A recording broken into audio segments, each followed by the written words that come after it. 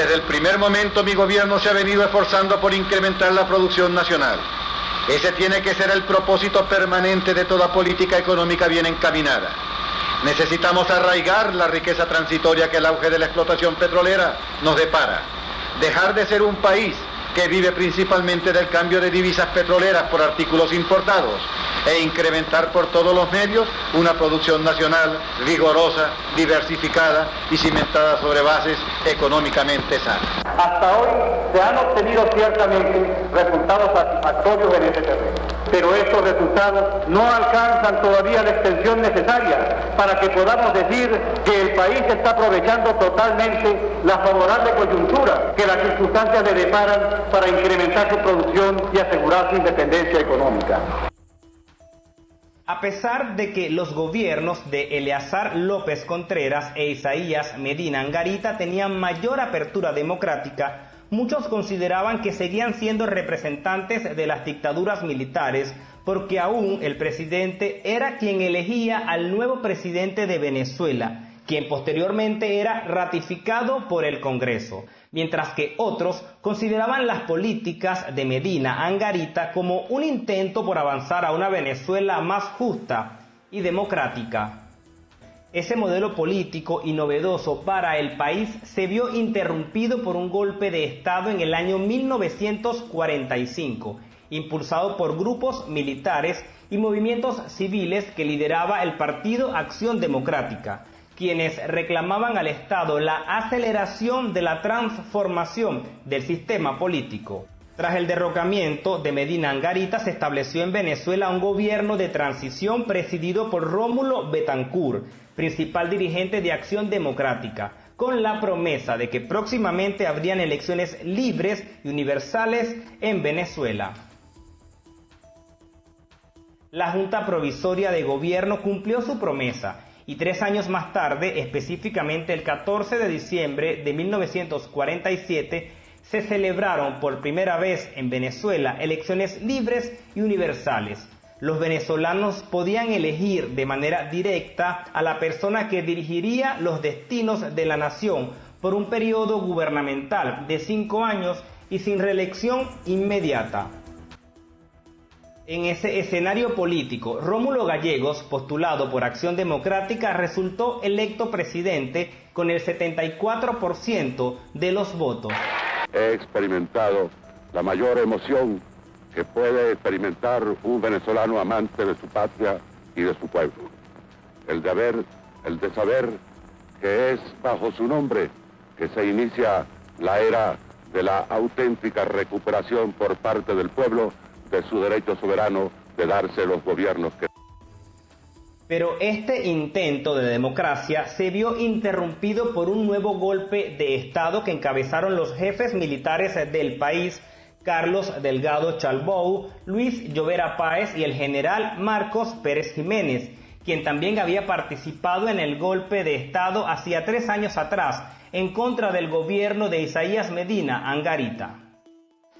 Tras esta insurrección se instaló en el país una junta militar de gobierno. Los militares prometieron que pronto habría elecciones libres en el país, pero esta promesa nunca se cumplió, sino que por el contrario se estableció en Venezuela una vez más una de las dictaduras más sanguinarias y represivas, encabezada por el general Marcos Pérez Jiménez. El general Marcos Pérez Jiménez dirige su gobierno autocrático bajo el lema El Nuevo Ideal Nacional.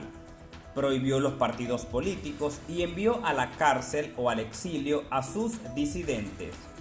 Uno de los principales líderes de la oposición a su gobierno, Leonardo Ruiz Pineda, fue asesinado en plena calle de Caracas, mientras que otros dirigentes políticos fueron enviados a Guasina, un penal convertido en campo de concentración de trabajo forzado.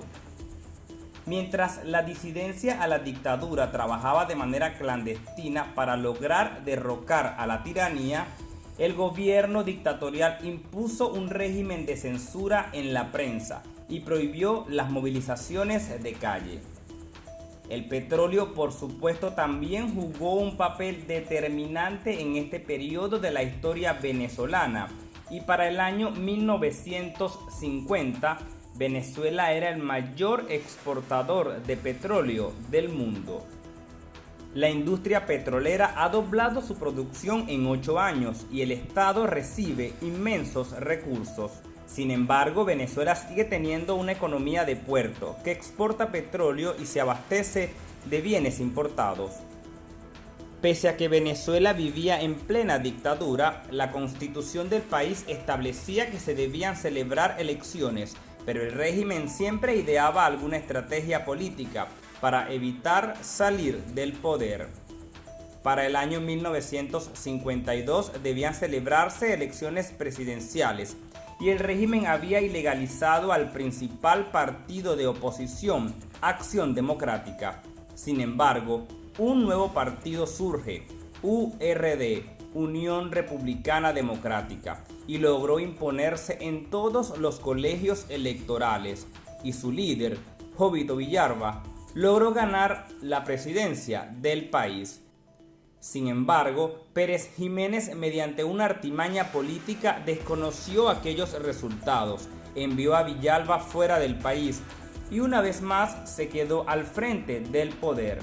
Su gobierno se caracterizó por culminar proyectos en materia de infraestructura y emprender obras de gran extensión como la autopista Caracas-La Guaira.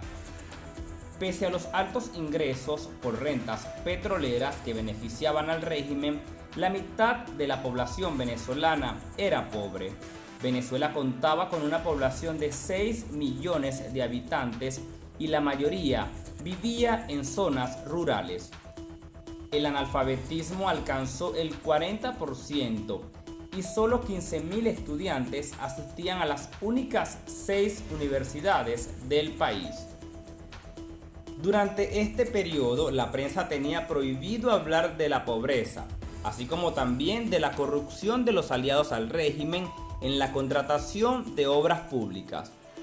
La oposición, que sigue operando desde la clandestinidad, creó un nuevo movimiento denominado la Junta Patriótica, que logró unir a los partidos de oposición Acción Democrática, COPEI y Unión Republicana Democrática, con la finalidad de elaborar estrategias para derrocar al régimen en las elecciones que debían celebrarse en diciembre del año 1957.